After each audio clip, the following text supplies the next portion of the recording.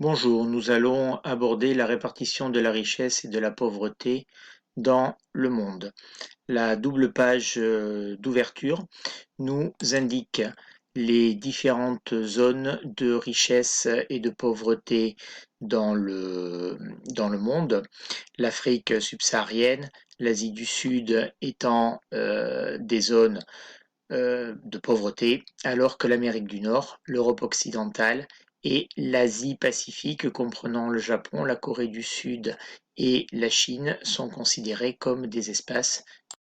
Néanmoins, on voit immédiatement que les choses sont en réalité bien plus complexes, puisque dans les zones ou les pays pauvres, on peut observer des zones, des îlots, ou des catégories sociales qui ne sont pas uniformément pauvres. On peut l'observer ici avec les maisons que l'on voit en arrière-plan de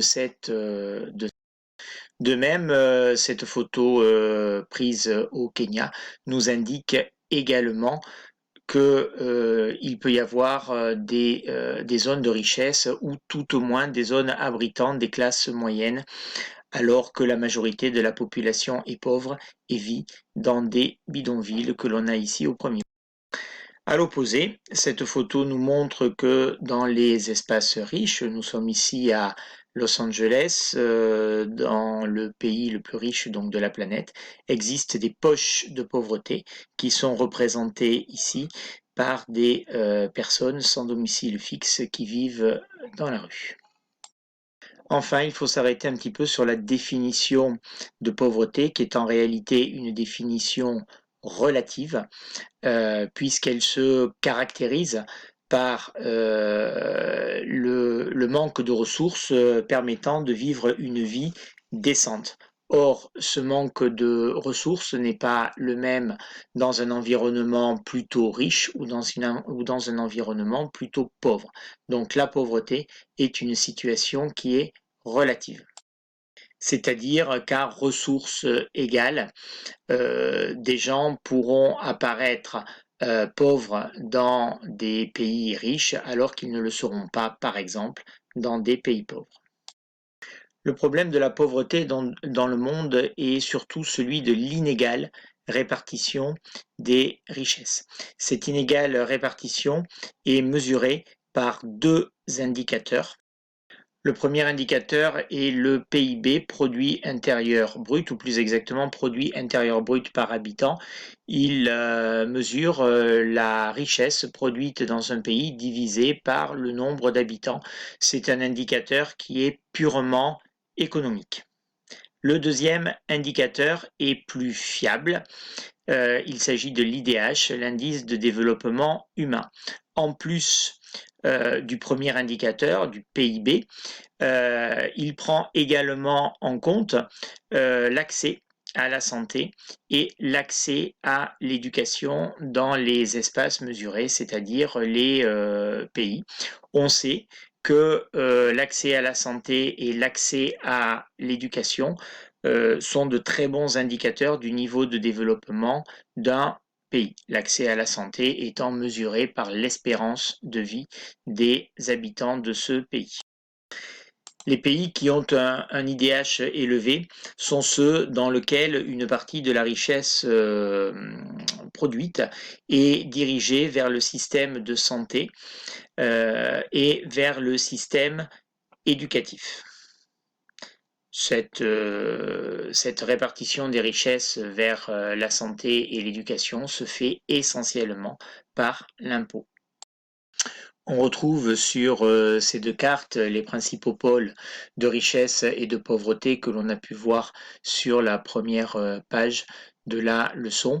Bien entendu, la deuxième carte permet de nuancer cette richesse et cette pauvreté, puisqu'on voit que certains pays pauvres, notamment, orientent, notamment en Amérique latine, oriente la richesse produite vers la santé et l'éducation.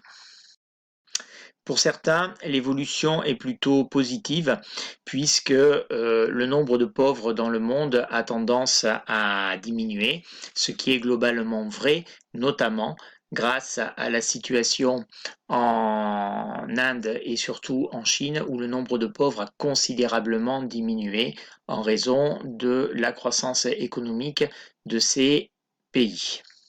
Néanmoins, comme cela nous est dit dans le document 4, ce n'est pas parce que des pays pauvres s'enrichissent qu'ils comptent moins de pauvres. Ça signifie souvent que à l'intérieur de ces pays, les gens qui étaient déjà les plus favorisés ont continué à s'enrichir et donc, en moyenne, le pays paraît plus riche, ce qui n'est pas le cas de la majorité de la population de ces pays.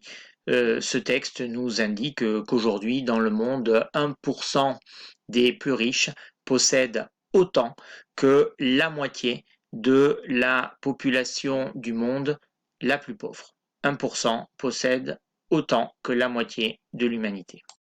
Si nous changeons d'échelle et que nous prenons des études de cas, par exemple, le cas de New York, qui est l'une des villes les plus riches du monde dans le pays le plus riche du monde, on peut observer qu'il y a des poches de pauvreté. Le document 4 nous indique ce que signifie qu'être pauvre dans un pays riche, c'est souvent être mal logé, être au chômage, subir éventuellement la violence dans des quartiers défavorisés, par exemple.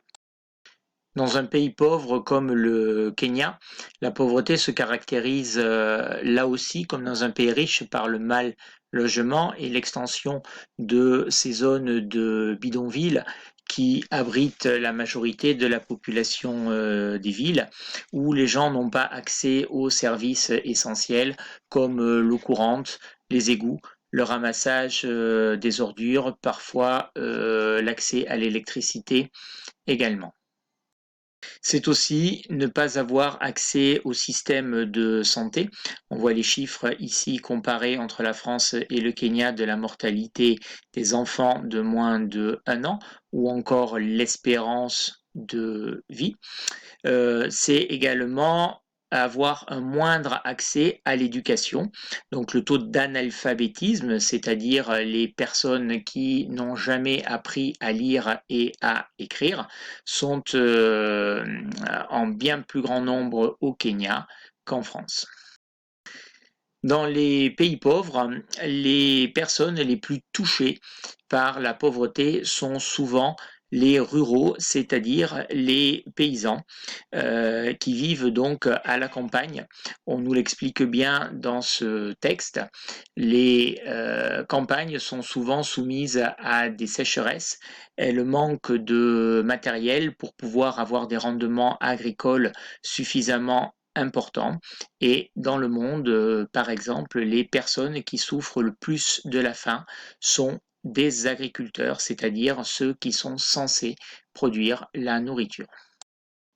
Bien sûr, pour compléter l'étude de cas, on observe que les urbains peuvent avoir accès exactement aux mêmes services que dans les pays riches. De même, une agriculture très productive va exister. On voit ici donc une grande céréaliculture qui est faite à l'aide de machines agricoles, mais cette agriculture productive et moderne reste très minoritaire dans le pays.